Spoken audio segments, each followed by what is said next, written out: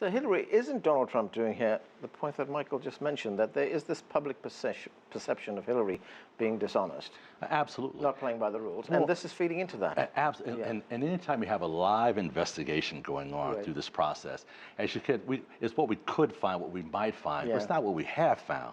But as we know, so oftentimes in our country, unfortunately, if somebody's being investigated, there is a presumption of guilt.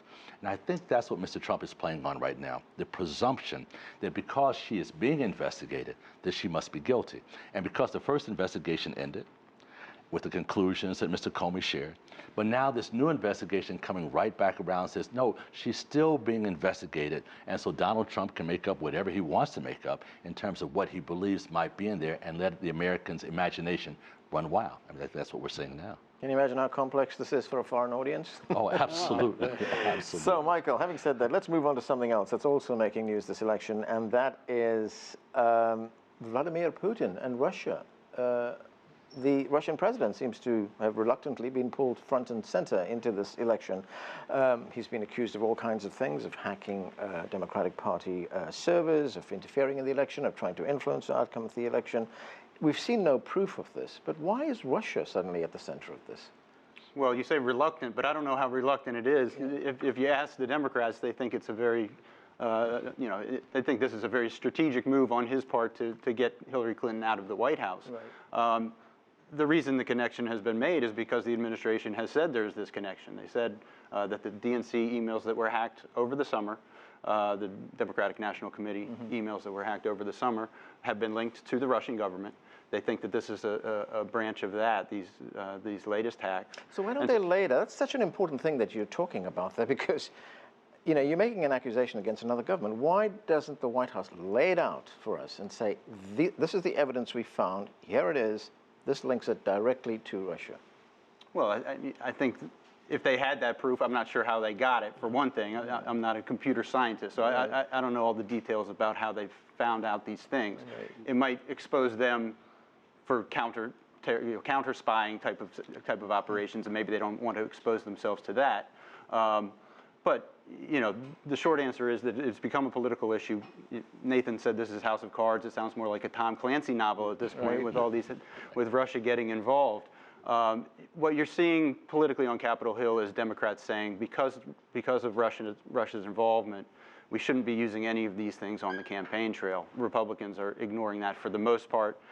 Senator Marco Rubio was an exception to that. He said, this is crazy what's happening, and I'm not going to use anything that leaks out of this because we don't want foreign governments to in effect, sway the outcome of our sovereign elections. He has been a voice in the wilderness on the Republican side, and Trump is running away with it. In terms of the details of how or why, or we know these things, meaning the Obama administration, again, I'm not privy to those details because I'm not in their offices. But, right. But it is a fascinating thing to watch and unprecedented in my time covering this stuff. Hillary, President Putin himself has responded to these allegations. Let's listen to some of what he said. Does anyone seriously think that Russia can in some way influence the choice of the American people? Is America some kind of banana republic? America is a great country. Correct me if I'm wrong. So there was a piece in the Washington Post today in which the reporter quoted some of the agents at the FBI who said that, yes, there's a lot of evidence around, a lot of it's circumstantial, but we really don't have anything concrete to point to Russia. So is this some kind of distraction, an election time distraction? I think in many ways it is, but it's also being utilized as a tool. I mean, here you have a country that the U.S. has very little trust for, and the American people, of course, through media images, have very little trust for as well. And as such, now we're saying this is the boogeyman that has the technology that could very well do something along these lines. We want to associate him with Donald Trump, and then we hear a lot of the murmuring from all sides. One side saying this is Donald Trump's way of opening a door by saying nice things about Mr. Putin to perhaps do business with him in the future. Opening doors, it becomes a win-win. And they're also saying with the signals that Donald Trump has sent more publicly that to Mr. Putin, even over our television lines, is that very well Mr. Putin could very well have his technology experts tap into the emails of others that are running for election and so forth. So it raises a little bit more suspense. Yeah. So it becomes more like a cloak and dagger novel in an awful lot of ways, with technology playing in. And of course, Mr. Putin had a great time talking about the U.S. in terms of banana republics and other issues and so forth. So I'm sure for him, this has been great sport, to say the least. Said, we've had guests in the studio here on the show who've told us things like, well, look, you could never tell where these hacks took place from, because nowadays it's so easy to mask the origins of these things. You could send it all around the world and it could get back to you.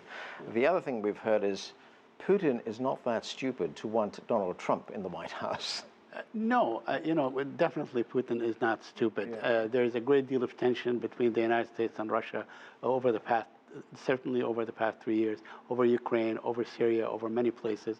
There is, at one point, the President of the United States called Russia a regional power that does not make anything. So there is a great deal of bad feeling, within the Russian presidency and the Kremlin, towards, or animosity maybe, towards the Obama administration and towards Hillary Clinton, that they see as an extension of the Obama administration and someone who's going to go on with the policies of enmity, so to speak, towards Russia. But, that said, I think that the Russia role is really exaggerated. I mean, it's good politics. It's good to have someone who's really out there evil. And it's almost a throwback to the evil empire by Reagan. So and that is good politics. But I don't think that it is wise, because whoever is elected president must work with Russia. I mean, we have a lot of common interest in the world, in Syria, in Iraq, in many other places. You need to work with them. You don't need this kind of gulf. I mean, it's definitely Mr. Putin might like what Trump says about NATO, and there's no need for it, and so on, and why are we spending all this money and having finance and all these things, but definitely this harping on Putin, on Russia, and sort of injecting him in the debates, on all these things. Mrs. Clinton, Hillary Clinton, calling Trump maybe a puppet of Putin and so on. Maybe it's good for the moment. It's good zingers, but I think for the long term, it's not good. And it's a nice good guy, bad guy scenario, isn't it? Michael, we talked with Nathan about the last few days going into the election. What are your feelings? What will these two candidates be doing in the next few days?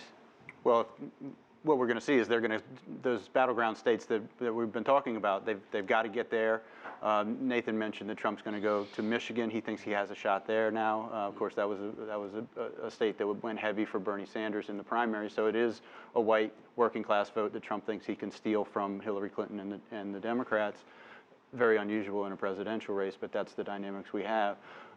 They're just going to go all out. They'll probably sleep an hour and a half a night, but they're going to be on the stump trying to get these people out. And everything right now is turnout. Something like the Comey announcement happens, and it's not like Hillary Clinton supporters are suddenly going to say, I can't vote for her, I got to go to vote for Donald Trump. It's more like Republicans who have been alienated by Trump might suddenly say, I can't trust her, we got to keep her out. And that's the big fear of the Democrats So right you're now. saying a higher turnout means that's better for Trump? Higher turnout of Republicans who would have stayed home otherwise. And that's up and down the ballot. A lot of talk of what's going to happen down the ballot. What is the Trump effect on a lot of vulnerable Republicans in both the Senate and the House? The Senate is right on the edge. The Republicans have the majority right now, but it's perilous, and it could easily flip. And that's going to depend on turnout. The House is safer in the Republican side, but the Democrats are looking to make big gains. 15, 20-seat gains would be a good night for them. Turnout is going to dictate whether they get there or not. Hilary, when we talk about the election, we talk about candidates building coalitions. Coalitions that involve different groups. African Americans, Latinos, women, professional men, etc. Things like that. Let's look at the African American vote. There, as you pointed out, there's very strong support for Hillary Clinton. Yet you have some African American leaders, some activists like Michelle Alexander, who points out that this support is misplaced, that Hillary Clinton has not been good for African Americans. They point to mass incarceration, the fact that her husband, Bill Clinton, was president when those laws were passed that put many, many African Americans in prison. So how do you explain the support for her? Well, I think what they're talking about is something that is very important, of course, our criminal justice system very specifically. As you think about Michelle Alexander, her book, of course, The New Jim Crow, and issues along those lines are very important to look at. And she's right. a lot of challenges happened during that period, and Clinton, of course, did sign many of the criminal justice bills, particularly around drug usage and crime and violence and everything that's going on during his term. Right. There's no question about that as well. But I think most people look at what's going forward. Bill Clinton was also a big favorite among African Americans, even during the time of his administration and afterwards. Many learned of those problems, but also saw Bill Clinton come out and not only apologize, but say that what we did then was a bad idea. As a matter of fact, just last year, Bill Clinton came to the NAACP National Convention just one day after Barack Obama had been there. Obama had come to talk about some of those same criminal justice issues and how his administration would work towards a massive overhaul of our criminal justice system, something, again, African Americans have been asking for some time. But the fascinating thing was what happened the next day with Bill Clinton. Bill Clinton came out and first said two things. He said, number one, I'm really glad you had President Obama here. I agree with everything he said and everything he's trying to do. It needs to happen. We made some terrible mistakes during the time I was president of the United States. We received incorrect information and rushed to judgment on so many things that we need to do differently. I support Barack Obama as he moves to make these changes. I think African Americans look at mea culpas along the same lines. If you're willing to admit that you did something wrong Right. and begin talking about strategies to correct it, we're with you, we appreciate it, we're all human, we'll see what happens. And all those things seem to be moving in the right direction. I think the African American community is also looking at the policy positions that Ms. Clinton is raising that are important to us today. Right. Whether it's education, criminal justice, employment, healthcare, and other issues that are strategically important to the African American community and the role of government. All right, Syed, I want to look at one other group. Those are Muslim voters in the United States. We've heard all this vitriol come out from Donald Trump about wanting to stop Muslims coming into the country, about increasing surveillance of Muslims who live in this country. Now, Muslims, according to Pew Research, make up 1 to 2% of the U.S. population. Right. But they live in important states, swing states like Ohio, Virginia, Florida. So how important is the Muslim vote going to be? Very important, very important. And look, during the 2000 election, for instance, they voted for George Bush. They voted for George W. Bush. And, then a couple of years later, 3 years later, he invaded Iraq. So ever since then, the Muslim vote has really migrated to the Democratic Party. And now they are galvanized because they are scared. I mean, listening to the rhetoric coming out of Mr. Trump, all throughout. In fact, the Republican, from even mainstream Republican candidates and so on during the primaries, it scares them. So I believe that they will come out in force. They will vote for Hillary Clinton. They may not like Hillary Clinton. She may not be very popular because they do espouse great many conservative values. I mean, Muslim Americans, they're family-oriented. They espouse some or many of the Republican kind of values and so on, but they will vote Democratic, in my opinion. Those are what the surveys are showing, and they're out there in force. They're organizing for them in these battleground states, especially in Florida, in Michigan, in Ohio, and many other places. And I think they will come out in force, and I think their vote will make a difference.